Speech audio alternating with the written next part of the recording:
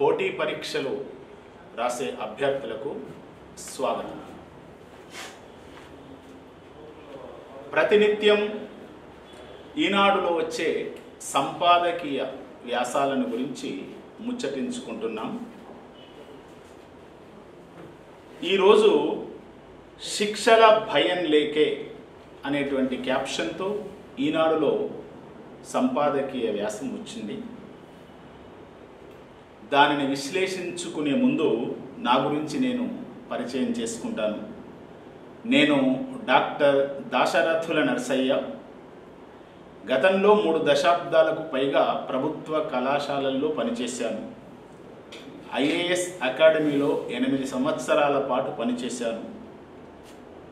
తెలుగును ఒక ఆప్షనల్ సబ్జెక్టుగా ఎంపిక చేసుకోవాలని భావిస్తున్న సివిల్ సర్వీసెస్ అభ్యర్థుల కోసం శిక్షణ ఇవ్వాలని నేను ఆలోచిస్తూ ఉన్నాను. ఈ క్రమంలో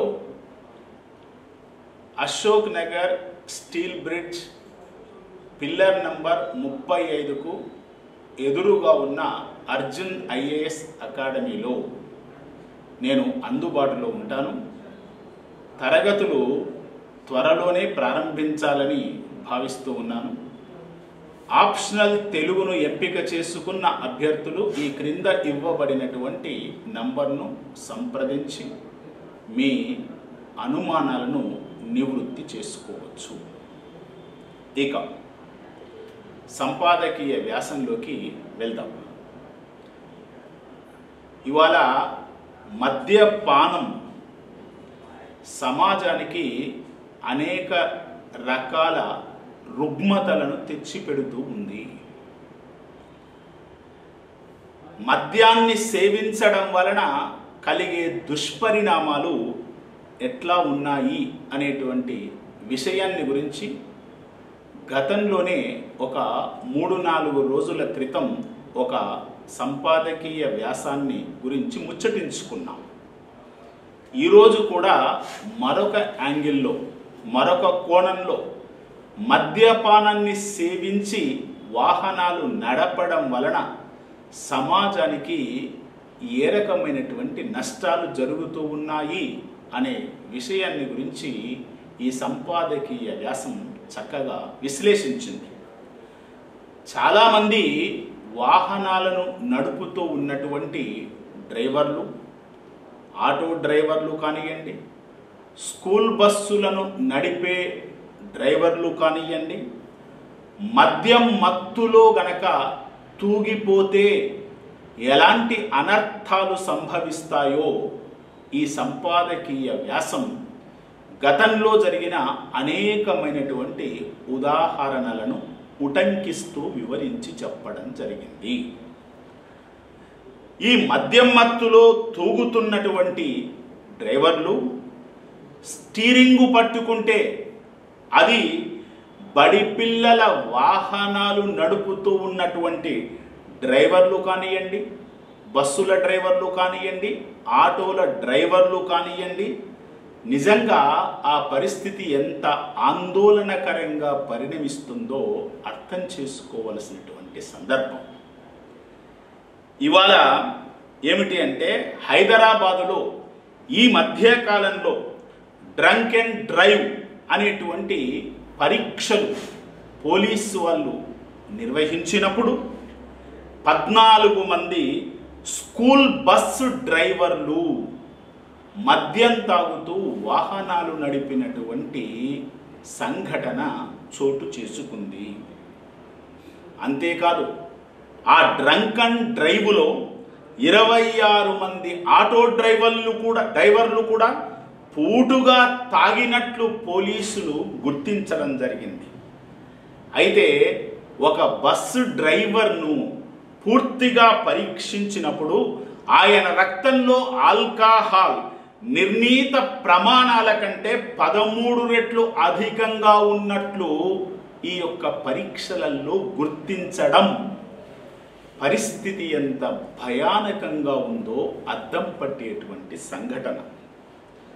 అంత మత్తులో బండి నడపడం నాకేమీ కొత్త కాదు అని డ్రైవర్ వ్యాఖ్యానించడం పట్ల చిన్న పిల్లలను బాధ్యతాయుతంగా తీసుకువెళ్ళి బడులల్లో అప్పచెప్పాల్సినటువంటి డ్రైవర్ యొక్క నిర్లక్ష్య వైఖరికి ఈ సంఘటన అద్దం పడుతూ ఉంది. పిల్లల ఉజ్వల భవిష్యత్తు కోసం ఇవాళ తల్లిదండ్రులు బస్సుల పేర్లతో, ఆటోల పేర్లతో, వ్యాన్ల పేర్లతో ప్రతి నెలకు వేల రూపాయలు కిరాయిల కింద చెల్లిస్తూ ఉన్నారు. తమ పిల్లలను భద్రంగా ఇంటికి తీసుకువస్తారు, బడికి భద్రంగా చేరుస్తారు అని ఒక విశ్వాసంతో సుదూర ప్రాంతాల నుండి కూడా పిల్లలు పేరెన్నికగన్న పాఠశాలలకు వస్తూ ఉంటారు, పోతూ ఉంటారు. మరి అట్లాంటి బస్సులలో కానీ ఆటోలలో కానీ పిల్లలను తీసుకువెళ్ళడానికి ప్రముఖంగా ఆ వాహనాలు నడిపేటువంటి డ్రైవర్లు బాధ్యతారహితంగా వ్యవహరించినట్లయితే పరిస్థితులు ఎంత దారుణంగా మారిపోతాయి అనేటువంటి విషయాన్ని మనం తెలుసుకోవలసినటువంటి అవసరం ఉంది. అయితే ఈ బస్సు డ్రైవర్లు అందరూ కూడా ఆయా పాఠశాలల యొక్క యాజమాన్యంలో పనిచేస్తూ ఉంటారు. కాబట్టి యాజమాన్యం కూడా డ్రైవర్లను ఎప్పటికప్పుడు అప్రమత్తం చేయాల్సినటువంటి బాధ్యత ఉన్నది.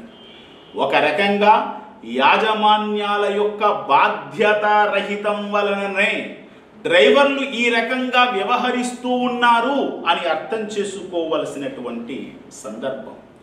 అట్లా ఒకవైపు డ్రైవర్లు, మరొక వైపు యాజమాన్యాలు నిర్లక్ష్యం వహిస్తే జరగకూడని సంఘటనలు జరిగితే పరిస్థితులు ఎంత దారుణంగా ఉంటాయో అర్థం చేసుకోవలసినటువంటి అవసరం ఉంది.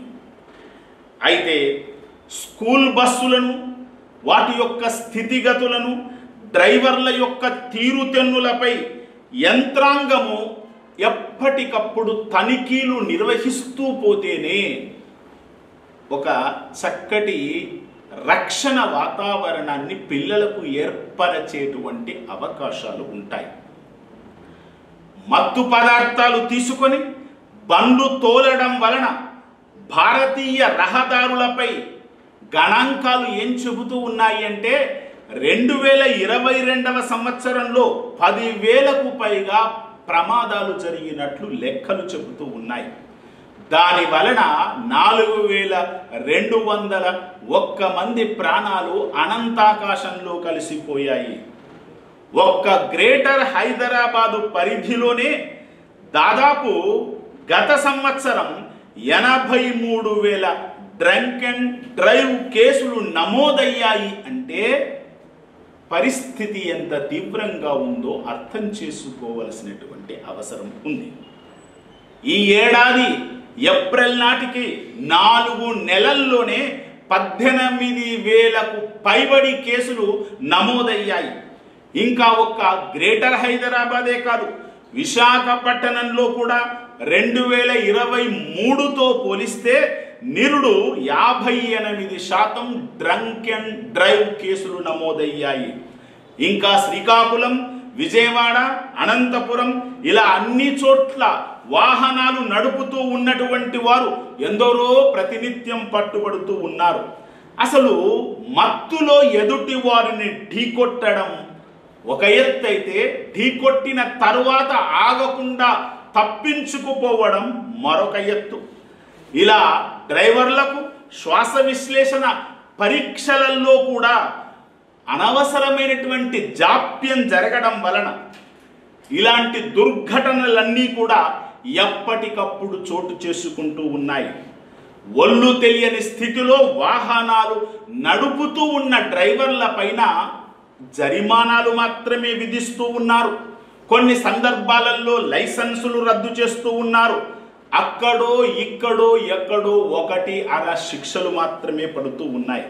ఇట్లాంటి పరిస్థితులలో కఠినమైనటువంటి వైఖరి ప్రదర్శించకపోతే అసలు చిన్నారుల యొక్క జీవితాలతో ఆడుకున్నట్లుగా భావించాల్సి ఉంటుంది. ఇది మన దేశంలో ఉండేటువంటి పరిస్థితి.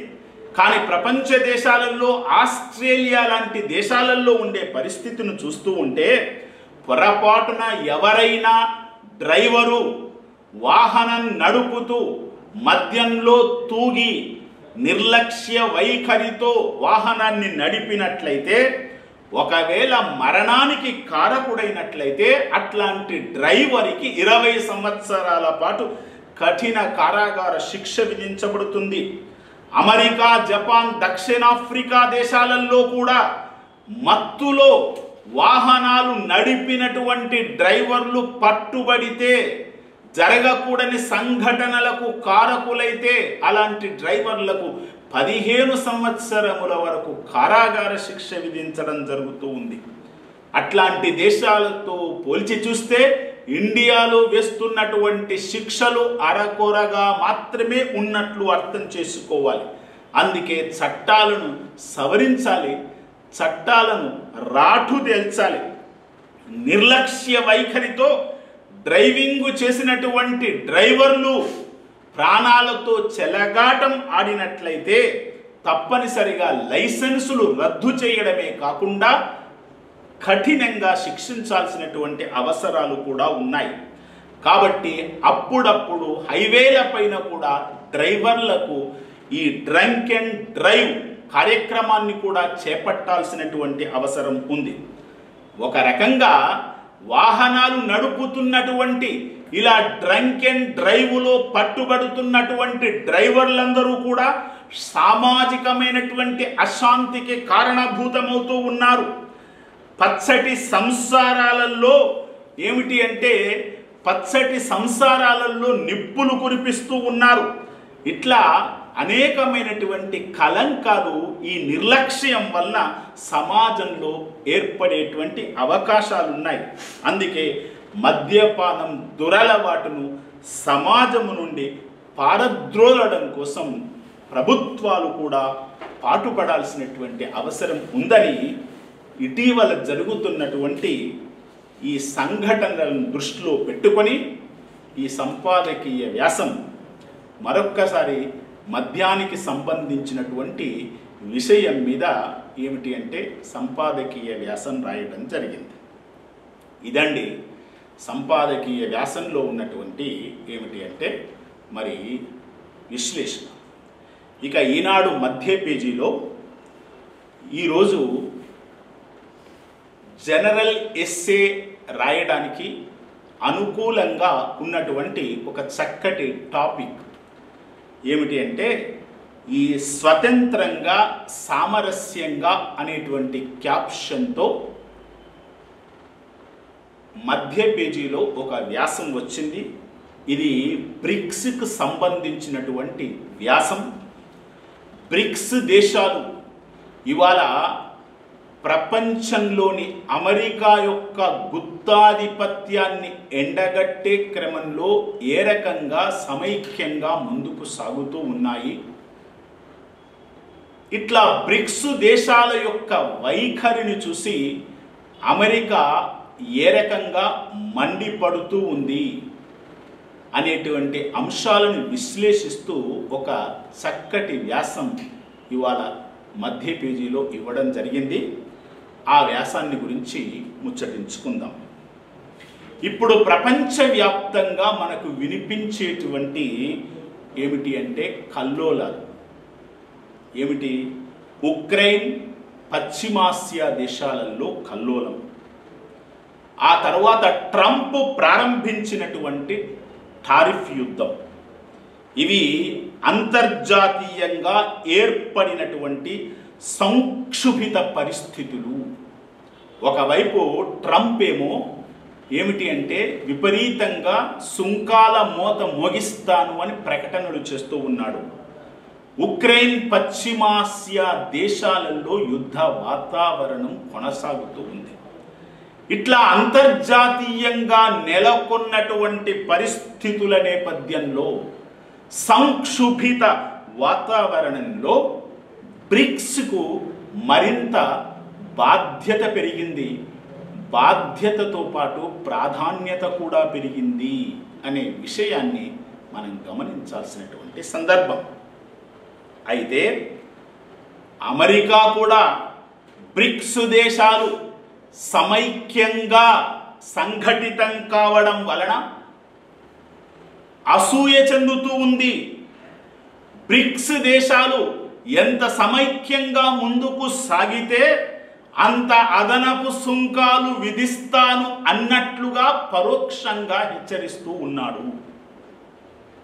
ఈ నేపథ్యంలో ఒకవైపు వర్తమాన దేశాలకు, పాశ్చాత్య సంపన్న దేశాలకు మధ్య భారత్ అనివార్యమైనటువంటి మధ్యవర్తిత్వం చేయాల్సినటువంటి అవసరం ఏర్పడుతూ ఉంది. ఈ రెండు సమూహాల మధ్య భారత్ ఒక వారధిగా నిలవాల్సినటువంటి అవసరం ఉంది. మొన్న బ్రెజిల్లో జరిగినటువంటి, ప్రత్యేకించి రియో డి జనీరో అనేటువంటి నగరంలో జరిగినటువంటి బ్రిక్స్ సదస్సు గురించి మనం ఒక 4-5 రోజుల క్రితమే ముచ్చటించుకున్నాం. ఈ బ్రిక్స్ సదస్సుకు రష్యా అధ్యక్షుడు వ్లాదిమిర్ పుతిన్, చైనా అధ్యక్షుడు షీ జిన్పింగ్ పలు రకాల కారణాల వలన హాజరు కాలేకపోయారు. అయితే భారత ప్రధానమంత్రి నరేంద్ర మోడీ గారు ఈ సభకు హాజరు కావడం మొత్తం బ్రిక్స్ సదస్సుకే ఒక సపోర్ట్ లభించినట్లయినది. ఆ సభకు ఆయన వెన్నుదన్నుగా నిలిచేటువంటి పరిస్థితి ఏర్పడింది. అసలు బ్రిక్స్ మొదట్లో ఎలా ఆవిర్భవించింది? బ్రెజిల్, రష్యా, ఇండియా, చైనా, ఆ తదనంతరం దక్షిణాఫ్రికా, ఈ 5 రాజ్యాల యొక్క కూటమితో బ్రిక్స్ ఏర్పాటు జరిగింది. ఆ తర్వాత Iran, Ethiopia, Indonesia, Egypt, United Arab Emirates కూడా బ్రిక్స్లో భాగస్వామ్య దేశాలుగా చేరాయి. సౌదీ అరేబియా, అర్జెంటీనాలు ఇంకా లాంఛనప్రాయంగా బ్రిక్స్లో చేరాల్సినటువంటి అవసరం ఉంది.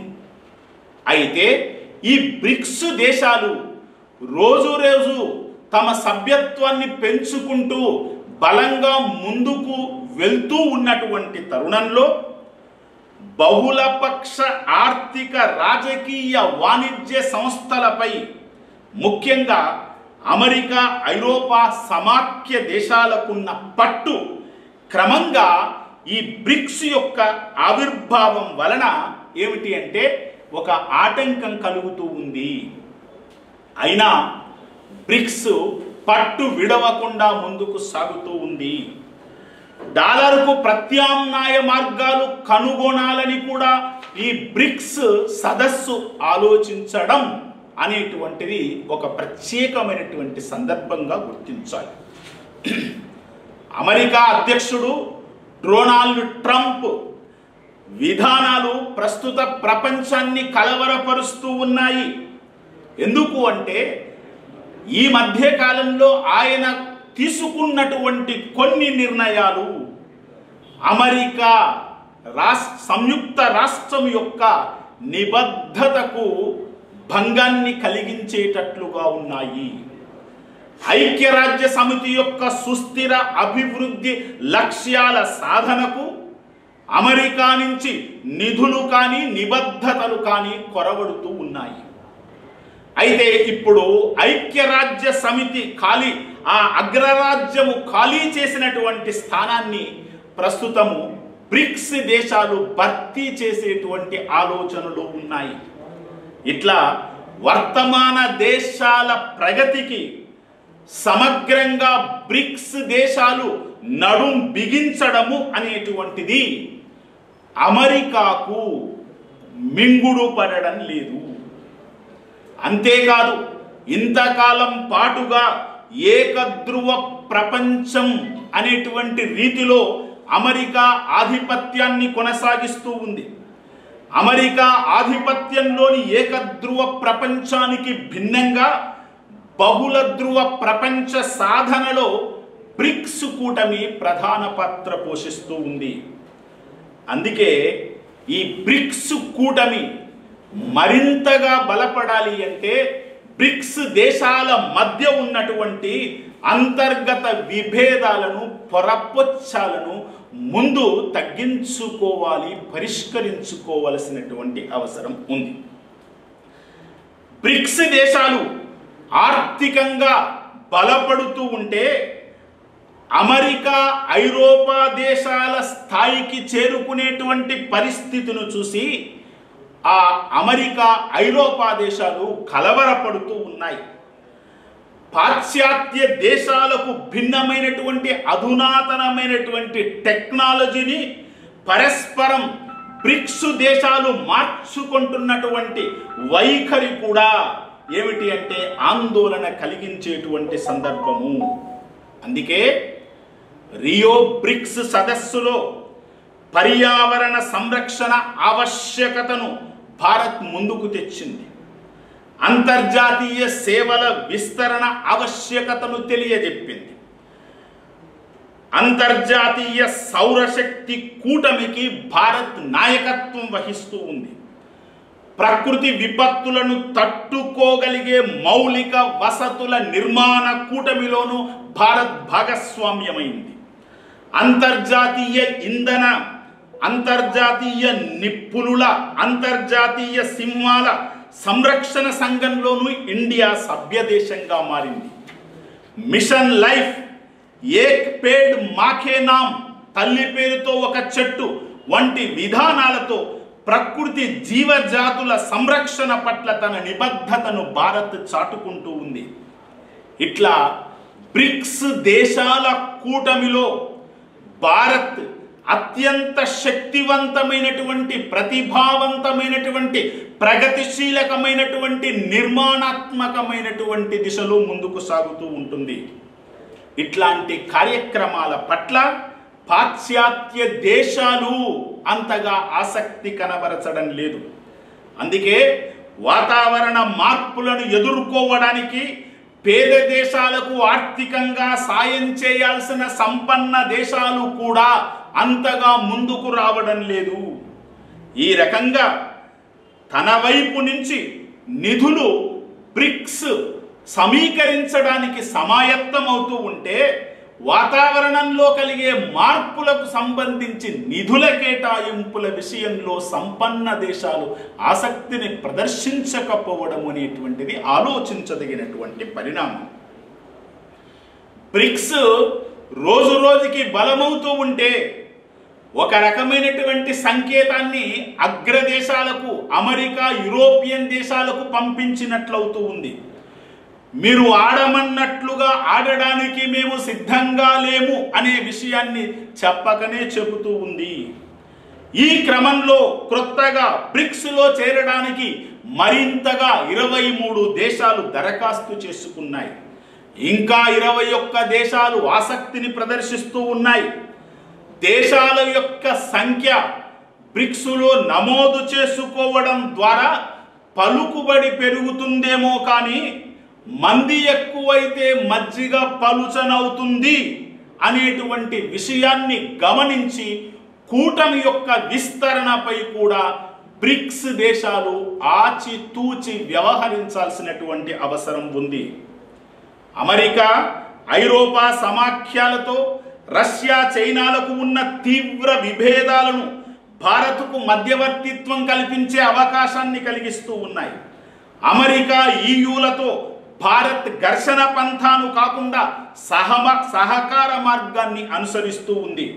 అయితే డొనాల్డ్ ట్రంప్ ఈ బ్రిక్స్ దేశాలపై టారిఫ్ కొరడా జలిపించడం, ప్రత్యేకించి బ్రెజిల్పై 50% అదనపు సుంకాలు విధిస్తానని బెదిరించడం అనేటువంటిది ఒక రకంగా భారత్ యొక్క సామరస్య వాతావరణాన్ని కల్పించేటువంటి భారత్ యొక్క కృషిని దెబ్బతీస్తుందని చెప్పాలి. ఇంకా అమెరికా అధ్యక్షుడు ఏ స్థాయిలో బ్రిక్స్లో చేరే దేశాలను బెదిరిస్తూ ఉన్నాడు అంటే, ఒకవేళ ఇంకా భవిష్యత్తులో ఏవైనా దేశాలు బ్రిక్స్లో గనక చేరితే అదనంగా 10% సుంకాల మోత మోగిస్తానని ప్రకటించడం ఆశ్చర్యకరమైనటువంటి సందర్భం. ఒకవైపు అమెరికా చైనాల మధ్య వాణిజ్య వైరం ముదురుతూ ఉంది. ప్రపంచ సరఫరా గొలుసుల్లో బ్రిక్స్ దేశాల భాగస్వామ్యాన్ని ప్రశ్నార్థకం చేస్తూ ఉంది ఈ సందర్భం. ఏ సందర్భము? అమెరికా చైనాల మధ్య ముదురుతున్నటువంటి వాణిజ్య వైరం. అమెరికా చైనా వాణిజ్య సంప్రదింపులు ఇట్లా ఎలా ముగుస్తాయి అనేటువంటిది ఇవాళ ఒక కీలకమైనటువంటి సమస్యగా ప్రపంచ దేశాలకు మారిపోతూ ఉంది. అందుకే తనకు గిట్టని దేశాలకు డాలర్లు చిక్కకుండా ఆర్థిక ఆంక్షలు విధించాలని అమెరికా ఒకవైపు సమాయత్తమవుతూ ఉంది. అమెరికాకు అది వెన్నతో పెట్టిన విద్య. తనకు నచ్చనటువంటి దేశం పైన ఎట్టి పరిస్థితులలో డాలర్లకు సంబంధించినటువంటి ఆంక్షలు విధిస్తూనే ఉంటుంది. దానివల్ల రష్యా ఇరాన్లు చిక్కుల్లో పడిపోతూ ఉన్నాయి, నష్టపోతూ ఉన్నాయి. డాలర్తో కాకుండా కరెన్సీ వాణిజ్యం అంతా కూడా ప్రత్యామ్నాయ పద్ధతులలో జరపాలని బ్రిక్స్ దేశాలు ఆలోచిస్తూ ఉన్నాయి. బ్రిక్స్ దేశాలు తమ సొంత కరెన్సీలో లావాదేవీలు కొనసాగించడం అనేటువంటిది చాలా దేశాలకి ఇష్టమైనప్పటికీ కూడా డాలర్కు పూర్తిగా స్వస్తి చెప్పడం భారత్కు ససేమిరా ఇష్టం లేదు. ఎందుకంటే భారత్కు ఒకవేళ డాలర్కు పూర్తిగా స్వస్తి చెప్పితే చైనా కరెన్సీ బలపడే అవకాశాలున్నాయని భారత్ ఆలోచిస్తూ ఉంది. ఇది అంతర్గతంగా ఆలోచించాల్సినటువంటి అంశం. ఇక ఉక్రెయిన్, పశ్చిమాసియా యుద్ధాలు బ్రిక్స్ దేశాలలో గందరగోళాన్ని సృష్టిస్తూ ఉన్నాయి. ఉక్రెయిన్ యుద్ధ పరిష్కారానికి తాను చేస్తున్న ప్రయత్నాలకు రష్యా కలిసి రావడం లేదని ట్రంప్ ఆవేదన వ్యక్తం చేస్తూ ఉన్నాడు. భారత్ మాత్రం రష్యా, ఉక్రెయిన్లు సామరస్య పూర్వకమైనటువంటి పద్ధతిలో సమస్యను పరిష్కరించుకోవాలని మాత్రమే సూచిస్తూ ఉంది. ఇట్లా రష్యా, చైనాలు అమెరికాను సవాల్ చేయడానికి బ్రిక్స్ను ఉపయోగించుకుంటున్నాయని డొనాల్డ్ ట్రంప్ రుసరుసలాడుతూ ఉన్నాడు. అంటే బ్రిక్స్ దేశాల మధ్య ఒక రకంగా ఈ రెండు దేశాల పైన వ్యతిరేకత పెంచేటువంటి క్రమంలో స్టేట్మెంట్స్ ఇస్తూ ఉన్నాడు. మరోవైపు పశ్చిమాసియా పరిస్థితులు అంతర్జాతీయ ఆర్థికాన్ని తలక్రిందులు చేస్తూ ఉన్నాయి అనే ఆందోళన కలుగుతూ ఉంది. ఇక్కడ కూడా భారత్ పెద్దన్న పాత్రనే పోషిస్తూ ఉంది. రాబోయే రోజులలో వచ్చే ఏడాది 2026వ సంవత్సరంలో ఇండియా బ్రిక్స్కు అధ్యక్షత వహిస్తూ ఉంది. అందుకే బ్రిక్స్ దృష్టిని యుద్ధాల వైపు నుంచి వర్తమాన దేశాల అభివృద్ధి వైపు మళ్లించడానికి బహుశా వచ్చే సదస్సులో భారత్ ఈ అవకాశాన్ని ఉపయోగించుకునే అవకాశాలున్నాయి. రష్యా, చైనా, అమెరికా వ్యతిరేక వైఖరి బ్రిక్స్ పంథాగా మారకుండా నివారించాలి. బ్రిక్స్ దేశాల మధ్య ఆర్థిక సహకారాన్ని విస్తరించడానికి, వాతావరణ మార్పులను సంయుక్తంగా అధిగమించడానికి కృషి చేయాల్సినటువంటి అవసరం ఉంది అనే అనేకమైనటువంటి విషయాలను ఈ యొక్క వ్యాసంలో ఉటంకించడం జరిగింది.